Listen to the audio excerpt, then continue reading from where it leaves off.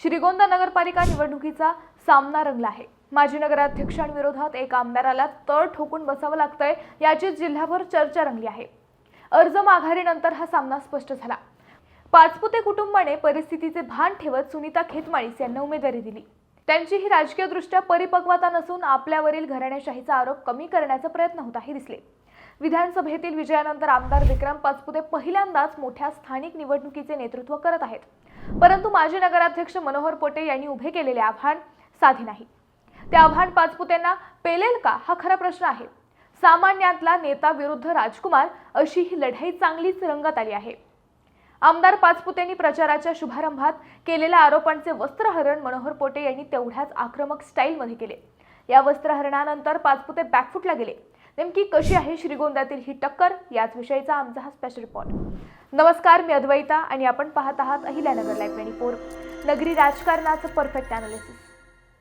श्रीगोंदा पालिकेचा निवडणुकीचा प्रचार सध्या शेवटच्या टप्प्यावर आला आहे।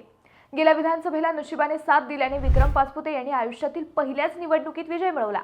खरं तर पाचपुते जगताप हे विरोधात नसते तर मतविभागणी झाली नसती तर पाचपुतेंचे आमदार होण्याचे स्वप्नच राहिले असते। परंतु अतिराजकीय महत्वाकांक्षेने जगताप नागवडेंचा घात केला आणि पाचपुतेंना विजयाची संधी मिळाली। पाचपुतेंनी विधानसभेला जगताप, नागवडे, शेलार, नाहाटा असे सगळेच दिग्गज लोळवले। परंतु आता त्यांची खरी कसोटी सुरू झाली। श्रीगोंदा पालिका निवडणुकीत एका माजी नगराध्यक्षाने पाचपुतेंना घाम फोडलाय। श्रीगोंद्यात तळ ठोकून बसायला भाग पाडले। मनोहर पोटे ही हस्ती काय आहे हे श्रीगोंदेकरांनाच नाही तर आता थेट जिल्ह्यालाही समजले। आरोपांचं बुमरँग काय असतं हे श्रीगोंदेकरांना या निवडणुकीत कळालं। भाजपच्या प्रचाराच्या शुभारंभात आमदार पाचपुतेंनी माजी नगराध्यक्षांवर बेछूट आरोप केले। कार्यकर्त्यांच्या टाळ्या मिळवल्या। मात्र त्यानंतर काही तासातच या सर्व आरोपांबाबत मनोहर पोटे यांनी पत्रकार परिषद घेतली। त्यात त्यांनी पाचपुतेंच्या एका आरोपाचे आपल्या स्टाईलने वस्त्रहरण केले। पोटे म्हणाले, देवी मंदिर ते शनी चौक या रस्त्यात ठेकेदारीचा आरोप आमदार पाचपुतेंनी केला। परंतु 2016 मध्ये मी नगराध्यक्ष असताना बबनराव पाचपुते यांच्या सोबतच होतो। त्यावेळी वाबळे नावाचे ठेकेदारही पाचपुतेंनीच दिले व त्यांनी येळपणे येथील पाचपुतेंच्या कार्यकर्त्यांनाच हे काम दिले। भराव टाकून हे काम करायचे होते, परंतु फक्त कार्यकर्ता जगवायचा म्हणून ते काम निकृष्ट करण्यात आले। या कामाचे बिल काढण्यासाठीही पाचपुतेंनीच दबाव टाकला। दुसरा आरोप होता घोडेगाव रस्त्याच्या डिवायडरचा। हे डिवायडर अगदी निकृष्ट झाल्याचा आरोप पाचपुतेंनी केला। हे कामही आपल्यासोबत रॅलीत असणाऱ्या ठेकेदारालाच आपण दिले होते।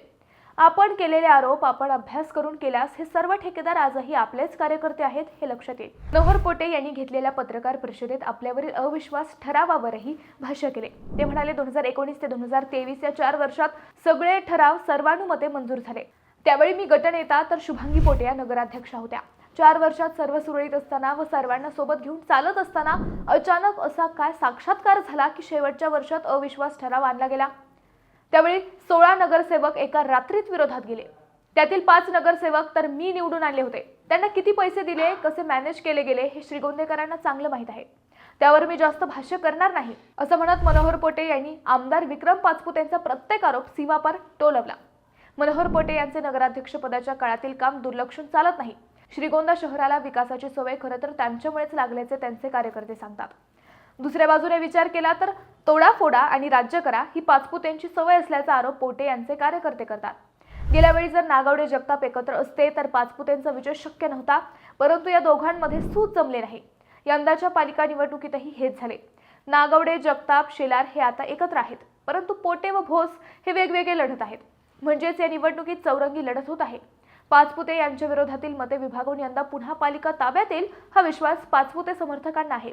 परंतु शेवटच्या टप्प्यात श्रीगोंदेकरांचा बाहेरील नेत्यांपेक्षा गावातील पोटेंवर विश्वास वाढल्याचे सांगितले जाते।